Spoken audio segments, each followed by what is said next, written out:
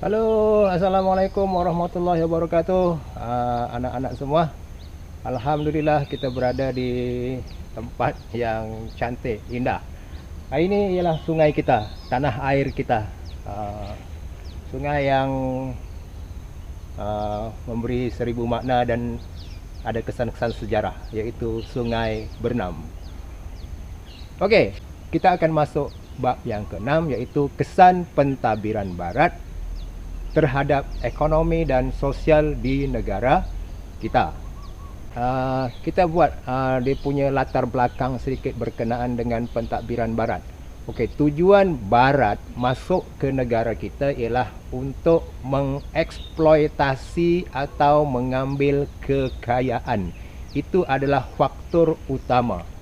Baik, apabila barat datang ke negara kita untuk mengambil kekayaan, maka kuasa-kuasa barat, sama ada di Semenanjung Tanah Melayu, Sarawak dan Sabah, mereka akan membuat perubahan ekonomi.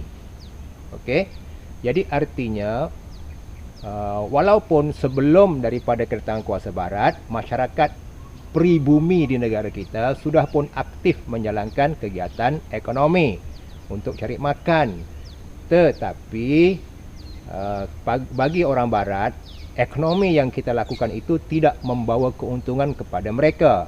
Jadi bila mereka datang, mereka akan mengubah sistem ekonomi, cara-cara berekonomi supaya sesuai dengan kehendak mereka, iaitu mengaut sebanyak mungkin sumber-sumber ekonomi.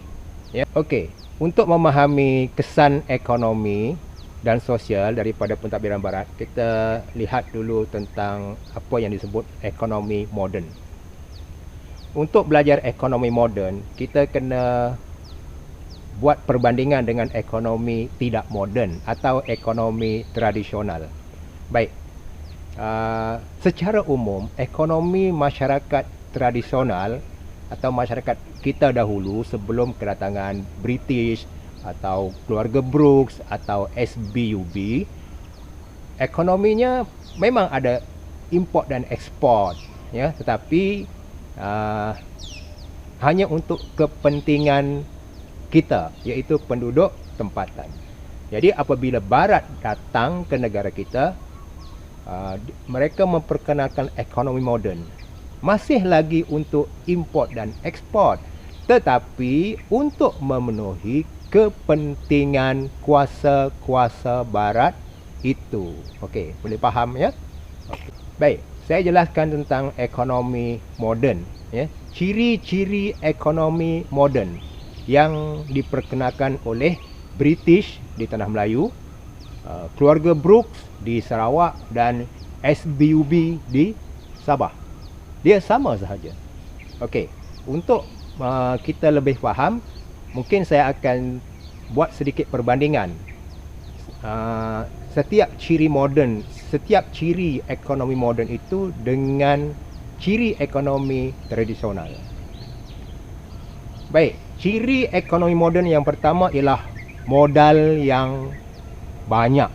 Modal yang banyak ini untuk membiayai proses perlombongan yang banyak, luas kawasannya.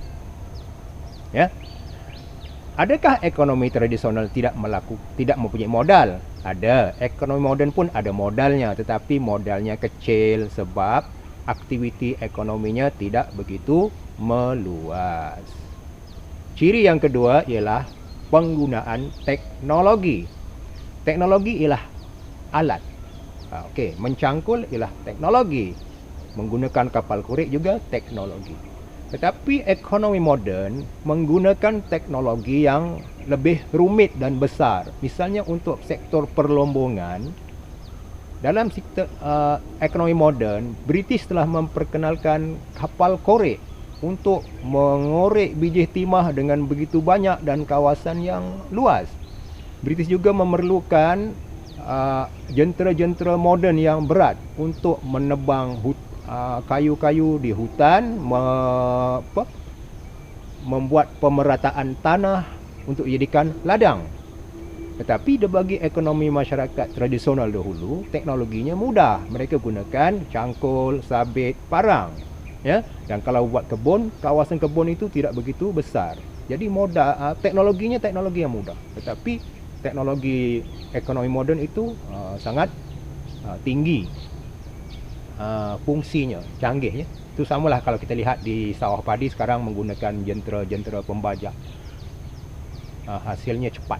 Kalau zaman tradisional dulu menggunakan tenaga manusia. Baik, ciri yang ketiga ialah tanah. Ekonomi moden memerlukan kawasan tanah yang luas, ya, sebab mereka akan buat ladang. Jadi semua kawasan di negara kita yang subur mereka ambil jadikan ladang untuk buat ladang getah, terutamanya lah pada zaman itu. Kemudian ladang kelapa sawit, ladang kelapa.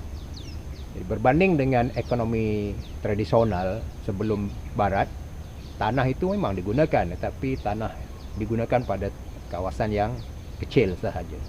Ya, baik. Ciri yang keempat ialah penggunaan tenaga kerja.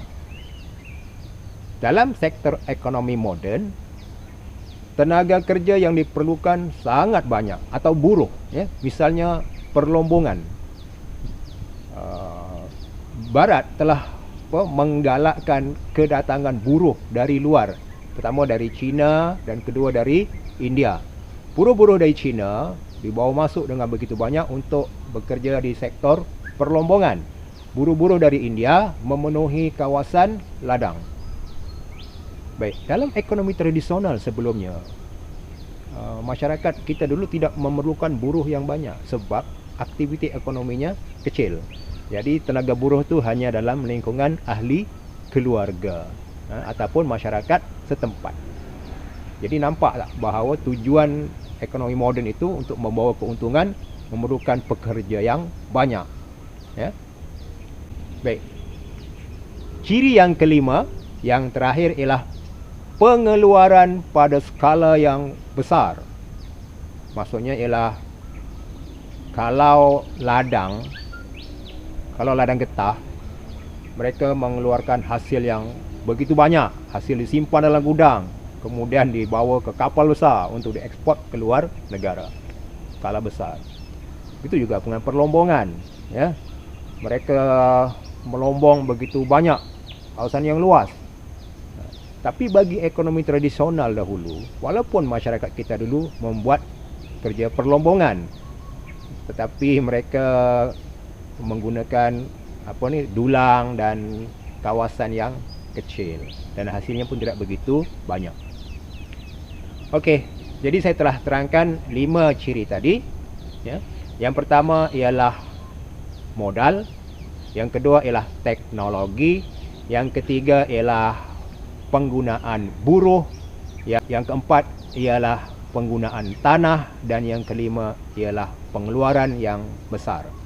Okey, dengan kelima ciri ini, kuasa barat, itu British, keluarga Brooks dan SBUB telah mengeksploitasi ekonomi di negara kita, mendapatkan keuntungan yang begitu banyak semata-mata untuk memperkayakan negara mereka.